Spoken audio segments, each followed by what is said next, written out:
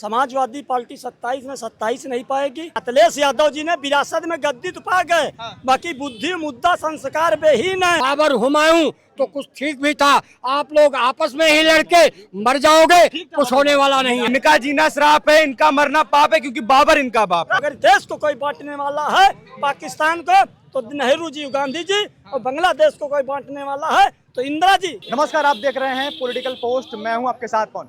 इस वक्त हम लखनऊ में मौजूद हैं और उत्तर प्रदेश विधानसभा चुनाव बेहद करीब है। लोगों से बातचीत कर रहे हैं, जानने की कोशिश करें कि चुनाव में इस बार का माहौल क्या है। सर, क्या नाम है आपका? शराफत अली। शराफत अली।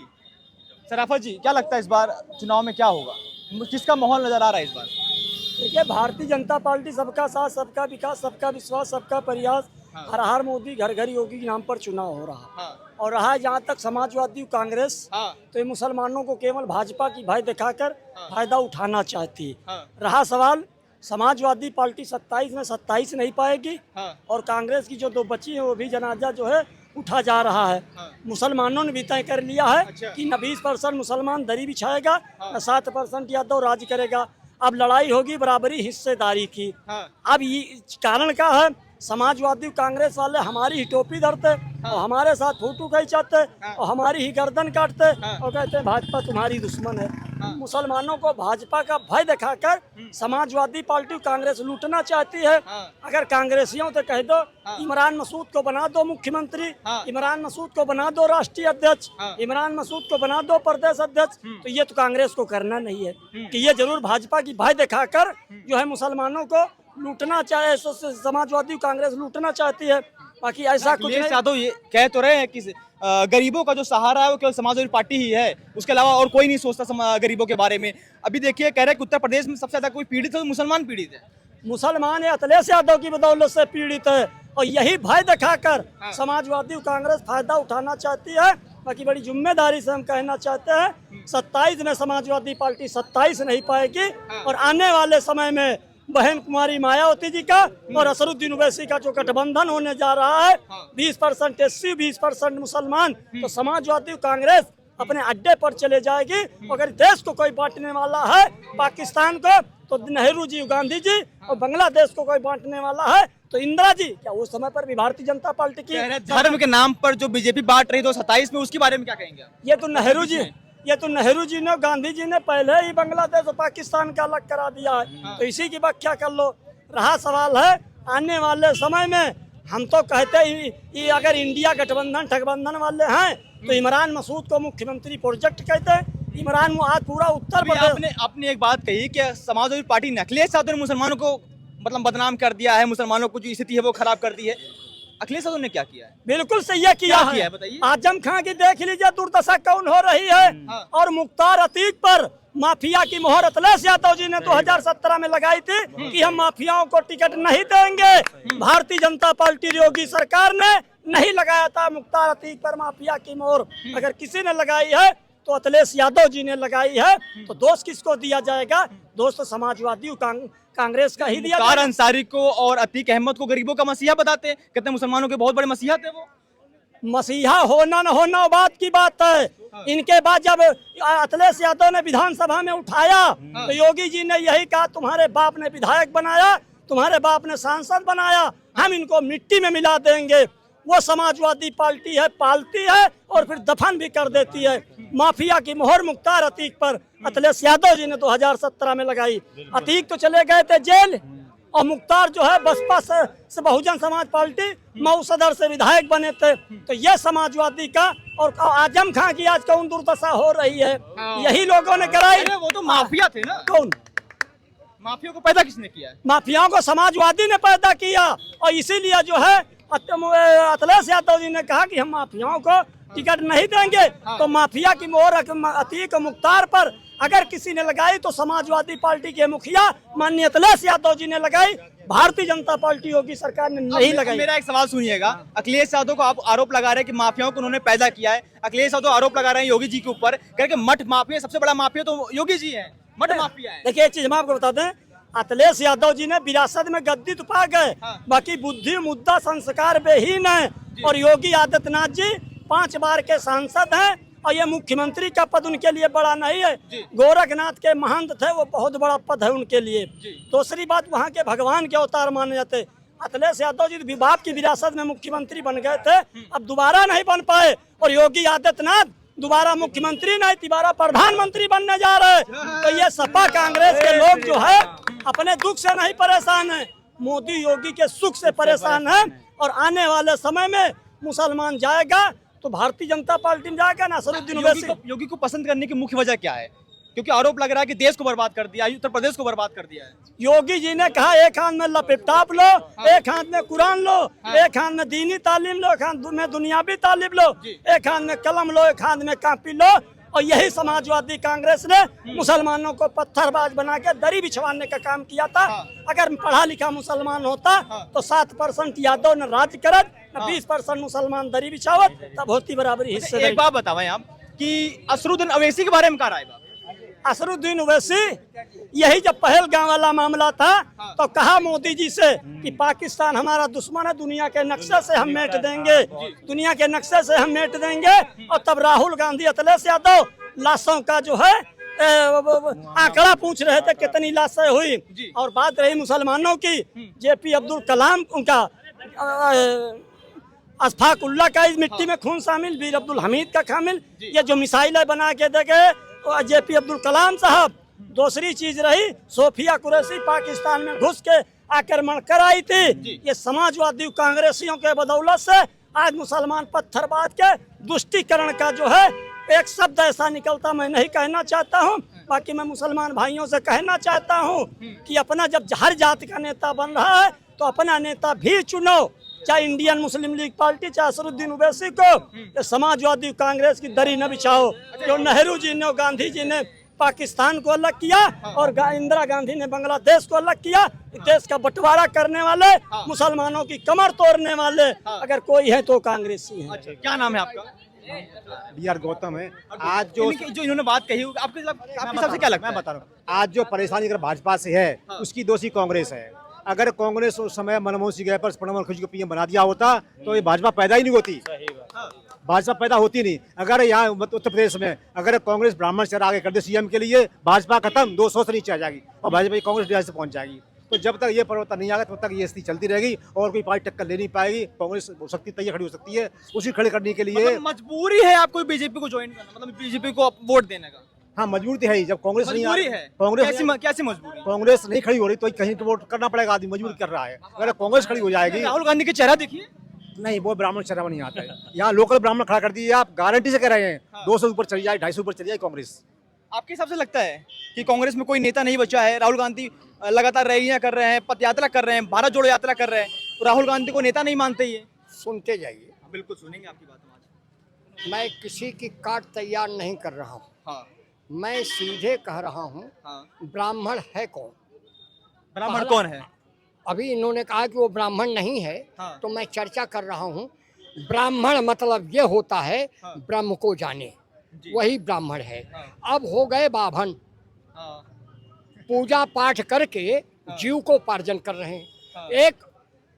एक सूर ब्राह्मणों को जब तर्क वितर्क दे करके कह रहा है कि उपाध्याय नहीं ब्राह्मण है, चौबे नहीं ब्राह्मण है, दीक्षित नहीं ब्राह्मण है, तो ब्राह्मण है कौन?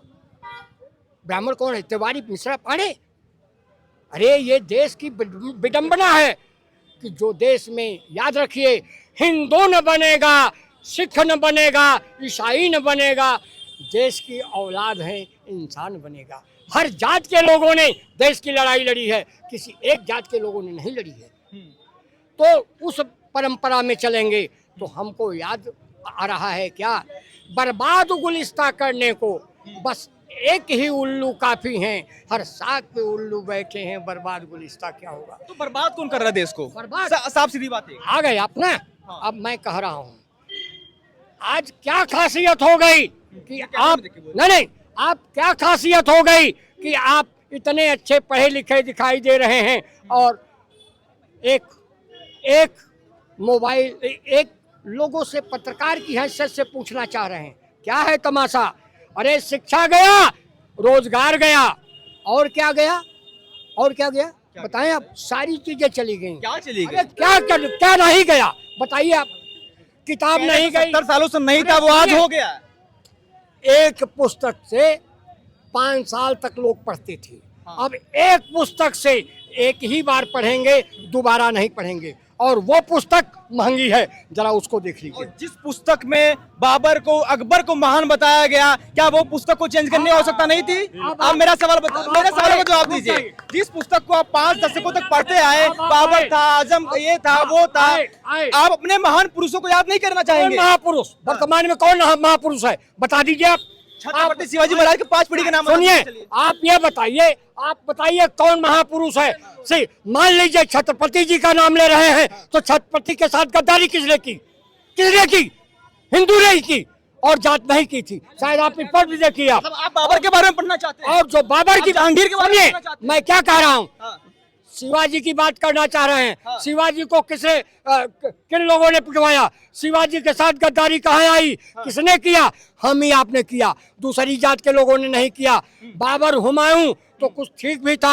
आप लोग आपस में ही लड़के मर जाओगे, कुछ होने वाला नहीं है। सुनिए, इनका सुनिए, मैं बता रहा हूँ, आज के जनरेशन में, आपके जनरेशन में नहीं दूंगा। आप आज का नौजवान आधी गाय की चड्डी पहन के घूम रहा है, बात करूंगा। इनका सुनिए, इनका सुनिए, इनका जीना सुनिए। इनका जीना श्राप है, इनका मरना पाप है, क्योंकि बाबर इनका बाप है। बाबर इनका बाप है। ये बाबर को महान बता रहे। बाबर कौन था? आप बताइए कौन था? बाहर से आया हुआ लुटेरा था, आक्रांता था, बलात्कारी था, और 14 साल की एक बाबरी लड़की से प्यार करता था। लड़का था लेकिन लड़की बना के प्यार करता, वो था बाबर। बाबर कौन था? इनको सुनिए, इनको छत्रपति शिवाजी महाराज जो अभी ये बोल रहे हैं, छत्रपति शिवाजी महाराज की वजह से जो आज हम लोग के घर में बहन बेटी सेफ पड़ी हैं, नहीं तो आज एक भी मंदिर ना होता, सब मुगल राज कर रहे होते। छत्रपति शिवाजी महाराज, पृथ्वीराज चौहान और महाराणा प्रताप की वजह से ही हम लोग आज सेफ हैं। दादा सूरजमल हो गए, इनके वजह से हम लोग सेफ हैं। बाबर कौन था? इनकी नजर से बाबर सही था, लेकिन आपने जो इतिहास पढ़े अपने महापुरुषों की, वो उनकी सबसे गलत है। इतिहास मैंने कैसे पढ़ा है? इतिहास आप विश्वास नहीं मानेंगे, इतिहास हम लोगों ने फोन में हिस्ट्री देख के पढ़ा है। नहीं तो इनके जो बुक कॉपी जो पहले थी कांग्रेस के जमाने में, अखिलेश यादव के जमाने में, उसमें अकबर को महान बताया गया, बाबर को महान बताया गया, हुमायूं को बताया गया महान। बताइए, इनकी किताबों में लिखा हुआ था। बताइए, इसलिए इनकी मानसिकता वही बनी हुई है। जिनको शुरू से बाबर और अकबर बारे में रटाया गया हो, तो वो उनके मुंह से निकलेगा क्या? उनके मुंह से निकलेगी गंदगी। ठीक है, रही बात, आपने छत्रपति शिवाजी का नाम लिया, ऐसे से कांपने लगे थे, बात करते ही कांपने लगे थे, भाग गए कि नहीं? छत्रपति शिवाजी के बारे में आपने पूछ लिया। बाबर थोड़ी से डरेंगे वो? ये पता है क्या है, अकबर थोड़ी से डर जाएंगे। इनके सबके डीएनए अब चेक करवा रही है बीजेपी, तो इनको जो है घबराहट हो रही है। डीएनए चेक हो रहा है, पहले नसबंदी करवाती थी कांग्रेस, तो ये लोग क्या करते थे, खड़े हो जाते थे लाइन में, आओ भैया आओ करो, हमारा जो है कहते हैं नहीं, नसबंदी करो। अब इनका डीएनए चेक हो रहा है, डीएनए चेक हो रहा है, तो इनको हो रही है तकलीफ। नसबंदी करवाने में इनको मजा आया था।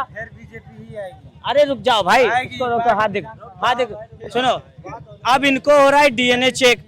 इनको डीएनए चेक हो रहा है, तो इनको बीजेपी लग रही है बुरी, इनको लग रही है सपा अच्छी, कांग्रेस अच्छी। ठीक, इनको बाबर अच्छा इसलिए लगेगा क्योंकि इनके घर में जो है कभी आज तक कहते नहीं लूटपाट कभी करी नहीं होगी। इन्होंने क्या किया, उन्हीं के साथ मिलके, ऐसे ही गद्दार थे जब शिवाजी मारे गए, ऐसे ही गद्दार थे राणा सांगा मारे गए, ऐसे ही गद्दार थे वीर वो क्या बोलते हैं शंभा राव हमारे मारे गए, ऐसे ही गद्दार थे हमारे वीर दुर्गा दास मारे गए, ऐसे ही गद्दार थे झांसी की रानी मारी गई, ऐसे ही गद्दार थे हमारे सब जितने भी क्रांतिकारी जैसे चंद्रशेखर आजाद, भगत सिंह, अशफाक उल्लाह का, ऐसे ही गद्दारों की वजह से मरे थे।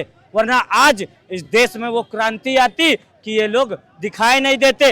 अभी आपने डीएनए की बात करी है, तो कौन सा डीएनए ऐसा है जो बीजेपी को सपोर्ट कर रहा है, कौन सा डीएनए कांग्रेस को सपोर्ट कर रहा है? क्योंकि आपने 2 प्रकार के डीएनए, दो प्रकार के डीएनए थे। मुगल जब आए थे, उन्होंने क्या किया था, अपना एक वायरस छोड़ा था, एक सेकंड, वायरस छोड़ा था। वायरस छोड़ने के बाद क्या हुआ था, जो हिंदू, जैसे मैं हूँ, अब मर जाऊंगा मगर सर नहीं कटवाऊंगा, राठौर समाज से आता हूँ, राठौर समाज पता है सर कटवा लेगा, लेकिन युद्ध में कभी डट के भागने की कोशिश नहीं करेगा। वो क्षत्रिय था और वो रियल सनातनी था और वो हिंदू था, उसका डीएनए आज भी सनातन धर्म को लेकर अगर कोई उंगली उठाता है तो गर्दन काटने की क्षमता रखता है।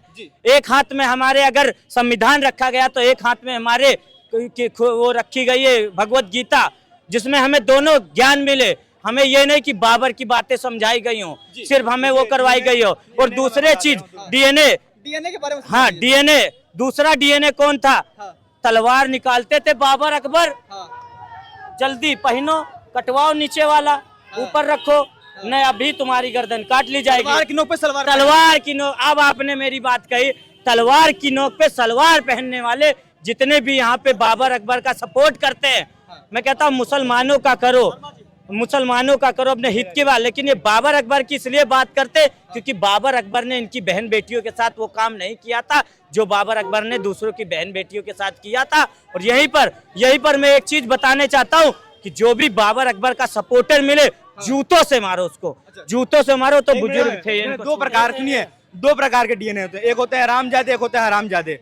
और रामजादे जो होते हैं वो जो अपने देश हित के लिए काम करते हैं, राष्ट्रवादी होते हैं, जो कि अगर शत्रु अगर सामने खड़ा है, अगर उनके पास दो तलवारें पड़ी वो एक उसको निकाल के देगा, निहत्ते किसी को नहीं मारेगा, वो होते हैं रामजादे। एक हरामजादे होते हैं जो किसी ने तलवार निकाल दी, तलवार की नोक पे सलवार पहनने वाले जो होते हैं वो हरामजादे होते हैं। देखिए सवाल जो है बाबर के हिमाइयों के जो हमदर्द हैं वो समाजवादी कांग्रेस में आपको ज्यादा मिलेंगे।